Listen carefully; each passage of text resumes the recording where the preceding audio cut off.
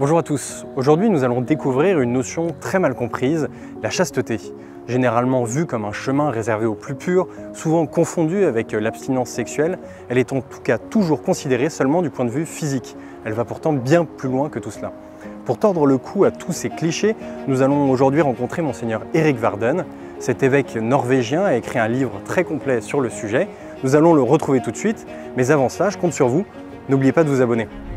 Bonjour Monseigneur. Bonjour. Vous avez donc écrit tout un ouvrage sur la chasteté. C'est une vertu qui est un petit peu obscure, je pense, pour beaucoup de gens qui nous regardent peut-être. Quand on parle de chasteté, on pense surtout à pas de relation sexuelle. Est-ce que c'est aussi simple que ça? Est-ce que c'est pas une idée un peu trop réductrice? C'est beaucoup plus intéressant que ça.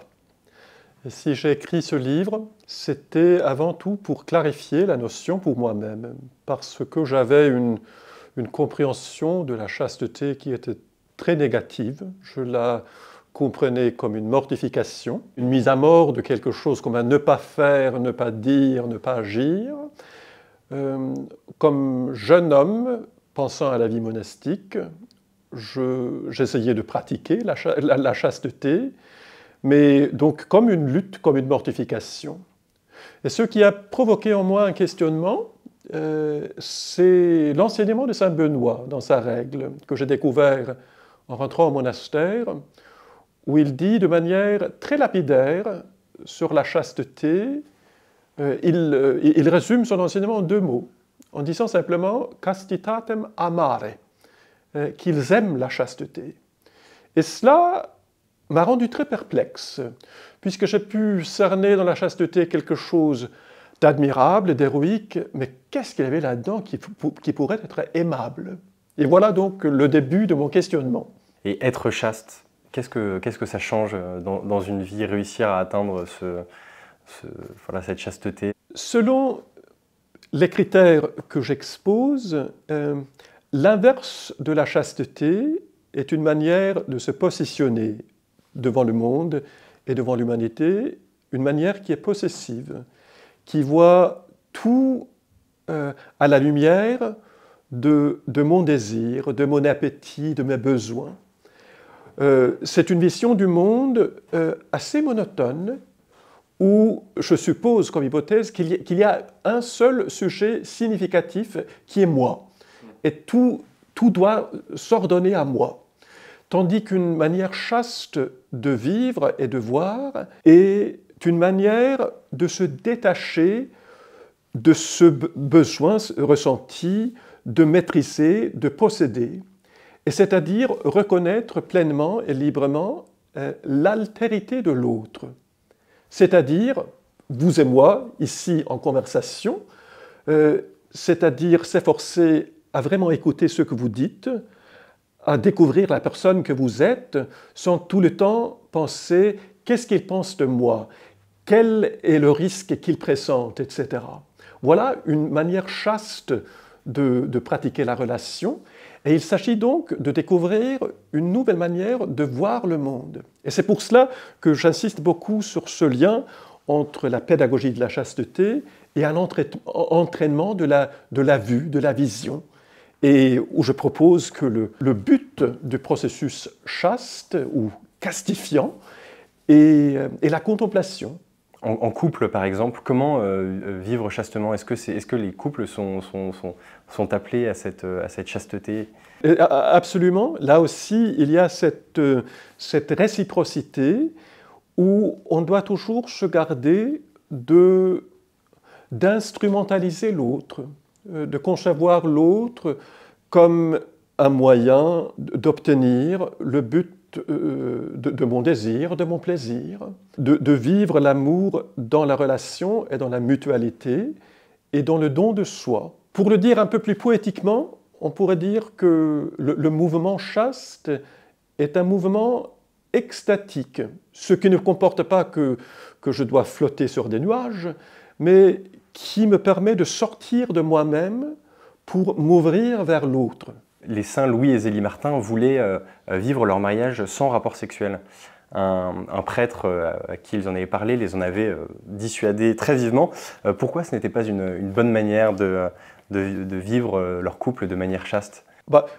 Mais là aussi, il faut se garder de ne pas confondre les termes, puisque la continence et la chasteté sont deux choses différentes. Et on peut très bien vivre une vie de relations sexuelles dans le mariage et rester tout à fait chaste. Un des pères qui assistait au concile de Nicée, dont nous fêtons cette année le 1700e anniversaire, insistèrent sur ce fait qu'une vie conjugale mérite le nom de chaste. Mais un des buts de la vie conjugale est aussi la procréation. Peupler la terre, c'est un commandement premier. Et il faut donc apprendre à intégrer une sexualité sainement vécue dans une optique de chasteté. Et je pense que le conseil que ce prêtre a donné à ce couple assez exceptionnel est un conseil qui va dans le sens très important de nous garder de ce dualisme auquel nous tendons tous plus ou moins, de considérer la chair peu digne de la vie de l'esprit. Mais le Verbe s'est fait chair. La chair elle-même est appelée à la gloire. On a l'impression parfois que l'Église voit la chair, justement, dont vous parliez, d'un mauvais œil. Pourquoi ça? Est-ce que c'est juste? C'est justement la raison pour laquelle j'ai écrit ce livre. Puisque c'est une impression qu'il faut à tout prix corriger. La vision chrétienne de la chair, du corps, de la relation, de l'amour, n'est pas une vision sombre, c'est une vision joyeuse et ambitieuse. Pourtant, beaucoup voient dans l'enseignement de l'Église, la vision chrétienne de la sexualité, une liste d'interdits, de contraintes, de mise en garde. Pourquoi justement c'est perçu de manière si négative l'enseignement de l'Église? Nous, évêques, prêtres, prédicateurs, enseignants, devons assumer notre responsabilité si nous avons parfois réussi peu à exposer la vision chrétienne dans sa plénitude. Et je pense que, justement cette année, nous avons évoqué l'anniversaire du Concile de Nicée, et c'est une occasion formidable pour revisiter cette question, puisque le Concile de Nicée a défini, établi avant tout le réalisme de la doctrine de l'incarnation, a insisté sur le fait que c'est vraiment Dieu lui-même qui s'est fait chair. Cela a un impact majeur sur notre théologie, notre manière de comprendre Dieu, qui est Dieu, mais cela a aussi un impact extraordinaire sur notre autocompréhension, notre manière de voir nous-mêmes, puisque le fait que Dieu s'est investi dans notre chair donne à la chair un potentiel inouï. Et qu'est-ce qui, selon vous, empêche nos contemporains de voir la chasteté comme un chemin de liberté? Avant tout, il y a des fautes pédagogiques qu'il faut reconnaître, cette tendance à expliquer la doctrine de l'Église en termes de non, et c'est assez fatigant et c'est ennuyeux. Personne ne supporte écouter quelqu'un qui ne dit que non. Les noms qui se trouvent dans l'ensemble, dans la vue d'ensemble de l'Église, présupposent un grand oui, qui est ce oui à l'espérance qu'a Dieu pour nous, et un oui à notre appel à une vie en plénitude, et un oui aussi à notre appel à la sainteté, et, pour citer encore le Nouveau Testament, à la participation dans la nature divine. C'est cette perspective-là qu'il faut à tout prix retrouver, et je dis retrouver puisque c'était la perspective de la première Église. C'est pour cela aussi que dans mon livre, je fais référence pas mal aux pères du 4e, 5e, 6e siècle, puisqu'ils savaient développer justement la théologie de l'Église, la doctrine du Christ, de pair avec une magnifique anthropologie. Et nous avons dans notre héritage et notre patrimoine des trésors extraordinaires que nous n'avons pas le droit de garder pour nous-mêmes. Très bien, et alors comme vous le dites, on confond souvent chasteté et ascèse, pénitence, privation peut-être. Est-ce qu'il faut se faire mal pour être pur finalement? Non, pas du tout. Le but de la chasteté, c'est l'épanouissement de la personne et son unification. Il faut aussi insister sur le fait que la chasteté n'est pas la même chose que le célibat. Voilà une confusion terminologique qui se fait très souvent.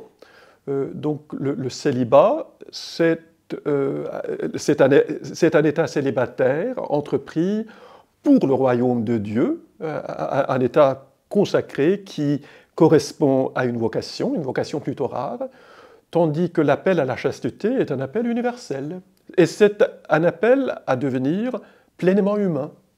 Comme je vous le disais, on aborde généralement la chasteté simplement du point de vue physique, mais est-ce qu'on n'oublie pas tout un pan intérieur finalement, affectif et même spirituel de la chasteté?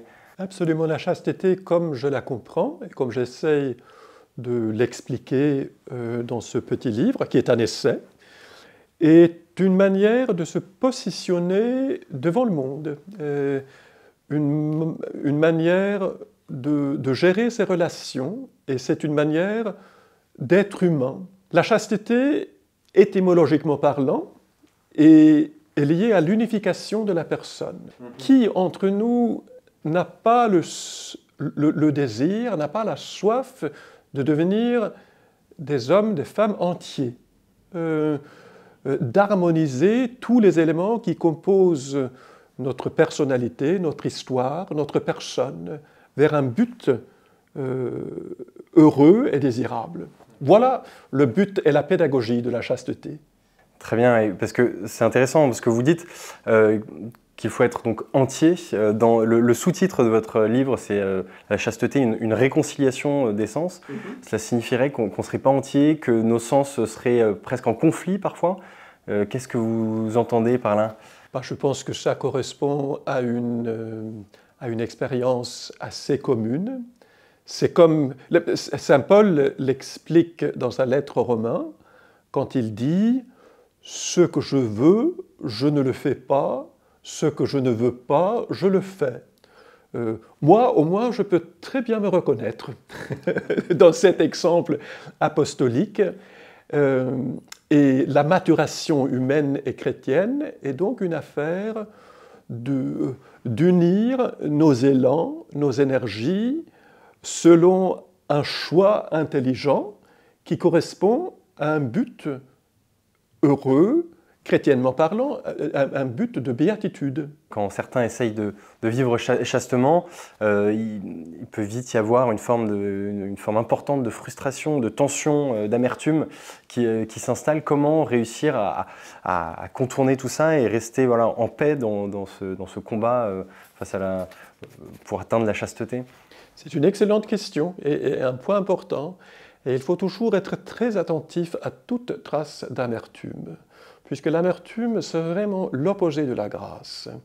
Et quand je vis dans l'amertume, il faut tout d'abord avoir la lucidité et l'humilité de me demander « mais qu'est-ce qui me rend amer? Qu'est-ce qui stimule maintenant ma colère ou ma jalousie ?» et faire face à d'éventuels conflits intérieurs, conflits irrésolus, et chercher à les ordonner. Comment mettre tout ça en ordre et, pour reprendre ce que disait saint Paul, faire ce qu'on veut et ne pas faire ce qu'on ne veut pas faire? Tout d'abord, il faut se connaître, faire mémoire de ce qu'on est, de ce qu'on a vécu, ranger ses souvenirs, ses sentiments et se demander où suis-je et où ne suis-je pas libre. Donc il faut commencer par une reconnaissance nette, humble et paisible du désordre que je porte en moi et ensuite me demander comment puis-je, à l'image du Christ suivant le chemin de l'Évangile, ranger tout cela. Et alors, est-ce que vous avez des pistes concrètes? Comment faire pour se connaître? Comment faire pour pour être pleinement libre, justement? Quel chemin emprunter? Est-ce qu'il y a un mode d'emploi? Il y en a plusieurs. Il faut pour se connaître deux choses avant tout. Il faut une certaine mesure de solitude, c'est-à-dire il faut chercher des temps, des ambiances, des lieux où je ne suis pas distrait.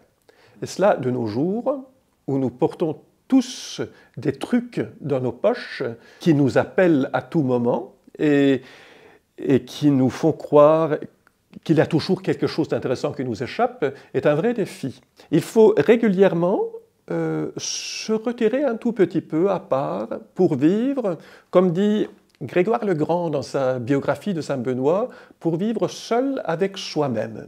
Donc faire face à ce que je suis. Voilà le premier élément. Et le deuxième élément, c'est la relation. C'est l'amitié, c'est le service, c'est la recherche de la communion et de la communauté, l'amour, puisqu'on se connaît en faisant face à soi-même en solitude, mais on se connaît et on se découvre aussi dans les relations. Pour revenir sur la question du mariage et du célibat, cette dualité, l'Église bénit le mariage, mais en même temps, elle élève le célibat comme presque un idéal, parfois, on a l'impression. Comment comprendre cette forme de contradiction, finalement? Je ne parlerai pas de contradiction, mais de complémentarité. Il faut partir de l'idée et de la réalité de l'Église comme un corps. Et ce terme même est révolutionnaire, que nous comprenons l'Église, cette réalité hautement spirituelle, justement comme un corps. Et que nous formons tous part de ce corps et sommes appelés à complémenter les uns les autres par notre témoignage, notre manière de vivre. Le célibat consacré est une manière de manifester très concrètement et de manière physique que la finalité ultime de la vie humaine, c'est la vie avec Dieu, c'est l'intimité avec Dieu. Et le célibat bien vécu, puisqu'il y a aussi malheureusement des exemples de célibat mal vécu, mais le célibat bien vécu donne comme un modèle et a une certaine exemplarité qui s'applique également à la vie conjugale, puisque les époux sont aussi appelés à cette intimité avec Dieu, mais par un autre moyen.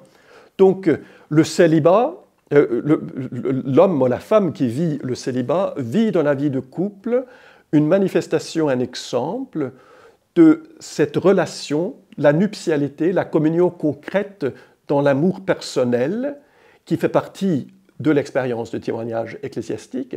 Et le couple voit dans la personne qui vit bien le célibat un exemple de cet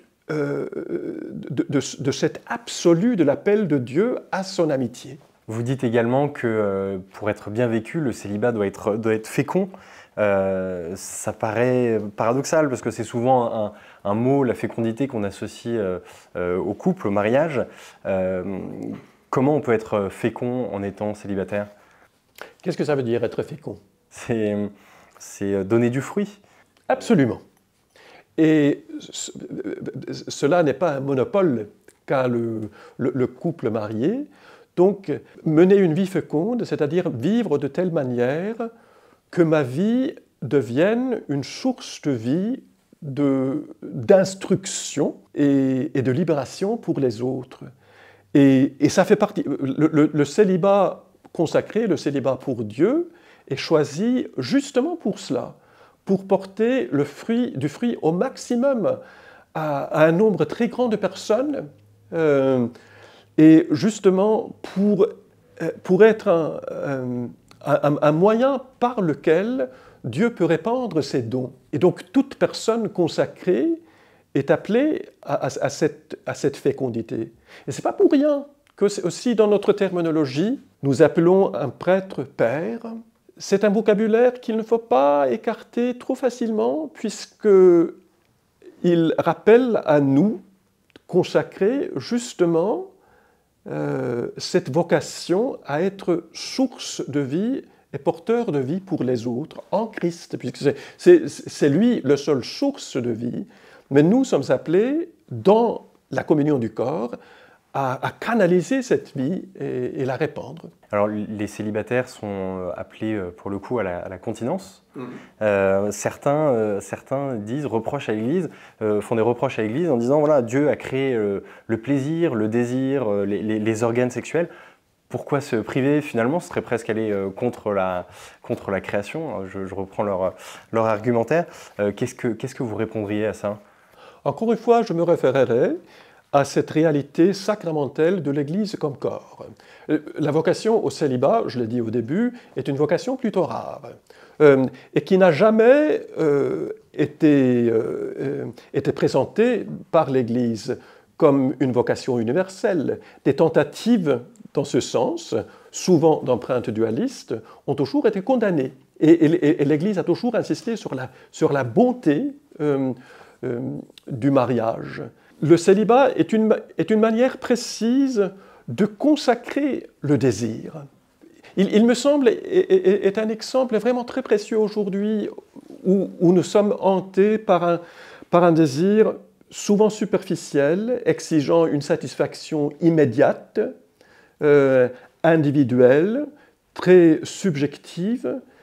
La réalisation qu'un désir se laisse canaliser, un désir se laisse consacrer, non pas pour être mis à mort, mais pour conduire à une réalisation encore plus haute et plus sublime et plus intense du désir profond, qui est justement le désir de la vie en plénitude et de la connaissance de Dieu. Peut-être une dernière question, Monseigneur. Est-ce qu'un homme et une femme vivent cette chasteté de la même façon, retirent les mêmes fruits de la chasteté? Et est-ce que, d'ailleurs, avant ça, est-ce que le chemin pour atteindre la chasteté est le même? Le même fruit, oui, peut-être, dans le sens que le fruit qu'on espère de cueillir est la vie avec Dieu, la vie qui correspond, la finalité qui correspond à notre origine, qui est une origine partagée. Mais je pense que l'homme et la femme, dans leur chemin vers ce but, sont assez différents. Et voilà aussi pourquoi il est important d'avoir une ouverture de pensée, de parole. C'est pourquoi aussi il est important de s'entraîner à écouter l'expérience de l'autre. Puisque même dans le célibat, vous voyez dans le récit de la Genèse, l'homme et la femme sont créés l'un pour l'autre. Et c'est dans leur rencontre que ce cri de « Hourra » s'entend le 6e jour de la création. C'est en se voyant vu par l'autre que l'homme se sent et se sait complet. Ce mystère de vue mutuelle se manifeste très concrètement et particulièrement dans le mariage, dans l'amour consacré conjugal, mais la vocation célibataire présuppose aussi un apprentissage de l'expérience de l'autre.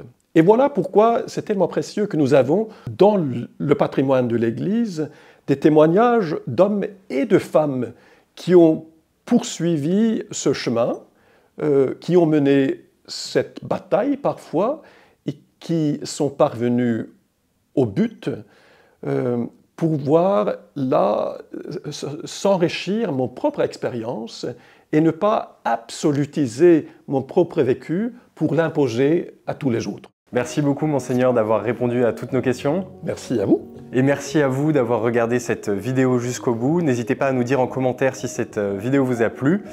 Et n'oubliez pas de vous abonner. Nous nous retrouvons très vite. À bientôt.